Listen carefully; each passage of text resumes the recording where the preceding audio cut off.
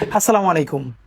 আপনারা জানেন যে জুলাই গণ অভ্যুত্থান নিয়ে জাতিসংঘ একটি ঐতিহাসিক প্রতিবেদন দিয়েছিল এবং এটি শুধুই একটি ডকুমেন্ট নয়, এটি গণহত্যার শিকার সমস্ত শহীদদের প্রতি সম্মাননাও বটে।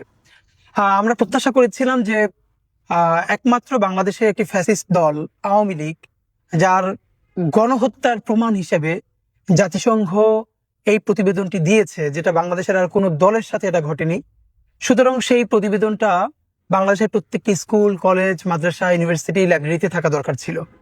আওয়ামী লীগ এখানে মাফিয়াতন্ত্র কায়েম করে কিভাবে একের পর এক গণহত্যা করলো এবং সর্বশেষ জুলাইয়ে গণহত্যা পরিচালনার মধ্যে দিয়ে এখানকার শিশু, কিশোর, বৃদ্ধ থেকে শুরু করে নারী পুরুষ নির্বিশেষে গণহত্যা চালিয়ে তারা দিল্লিতে আশ্রয় নিল এবং বাংলাদেশকে রক্তের সাগরে ভাসিয়ে দিল। জাতিসংঘের এই ডকুমেন্টের মধ্য দিয়ে এটির একটি ঐতিহাসিক সত্যতা প্রমাণিত হয়েছে। যদিও যদি জাতিসংঘ এই ডকুমেন্ট প্রকাশ নাও করতো, তবুও এটা তো আমাদের 18 কোটি মানুষের চোখের সামনে ঘটেছে।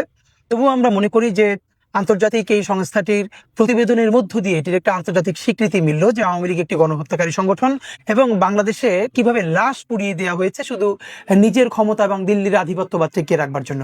তো আমরা যখন ভাবছিলাম যে বাংলাদেশে জাতিসংঘ যে জুলাইয়ের ঐতিহাসিক গণ অভ্যুত্থান নিয়ে যেই প্রতিবেদনটি দিয়েছে, এটা তো অফকোর্স ইংলিশে দিয়েছে, এটার বাংলা অনুবাদ করে বাংলাদেশের প্রত্যেকটা মুক্তিকামী মানুষের কাছে এটা পৌঁছানো দরকার। সেই উদ্যোগের অংশ হিসেবে আমরা আজ থেকে প্রায় 4-5 মাস আগে ইনকিলাব মঞ্চের উদ্যোগে এই প্রতিবেদনটির বাংলা অনুবাদ করি, যে জাতিসংঘ প্রতিবেদনে জুলাই অভ্যুত্থান, মানবাধিকার সংকট ও সমাধান।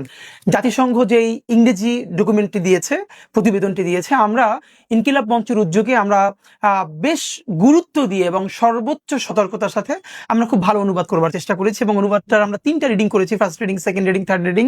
এবং আমরা একটা যেটা ব্যতিক্রম করেছি সেটা হলো অনুবাদটা যাতে কারো কাছে কখনো মিসলিডিং মনে না হয়, এই জন্য আমরা প্রত্যেকটা জায়গায় ইংলিশ টেক্সটকে সাথে রেখেছি।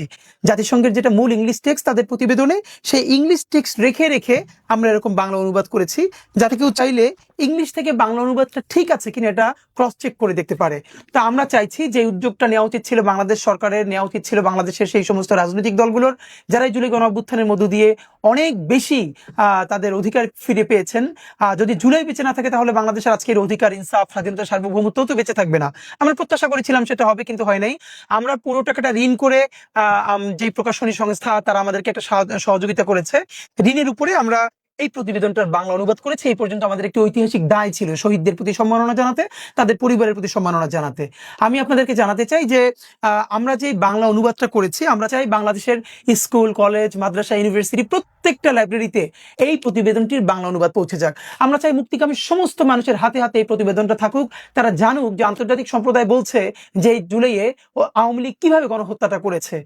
আপনারা চাইলে জাতিসংঘ প্রতিবেদনে জুলাই গণ অভ্যুত্থান, মানবাধিকার সংকট ও সমাধান, এই প্রতিবেদনটি ইনকিলাব কালচারাল সেন্টার, বাংলা মোটর, এখান থেকে এসে আপনারা সরাসরি সংগ্রহ করতে পারবেন।